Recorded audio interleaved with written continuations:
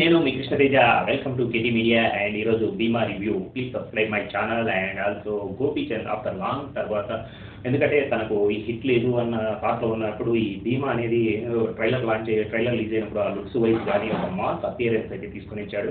And also look ఎలా ఉంది అంటే మాత్రం నాకైతే ఫస్ట్ హాఫ్‌లో ఉన్న ఈ పోలీస్ ఆఫీసర్ లుక్ కంటే కూడా సెకండ్ హాఫ్‌లో వచ్చే ending point of view half an hour ఉన్న డ్యూరేషన్‌లో ఉన్న లుక్ అయితే మాత్రం విపరీతంగా నచ్చింది భయ్యా. ఎందుకంటే ఫస్ట్ హాఫ్ అంతా కూడా ఒక 40 మినిట్స్ వరకు గోపీచంద్ ఓల్డ్ స్టైల్ ఆఫ్ తనే మ్యానరిజం మార్చుకోలేదా, సేమ్ టైప్‌లో వెళ్తున్నాడా అన్న థాట్ అయితే తీసుకొనిచ్చాడు.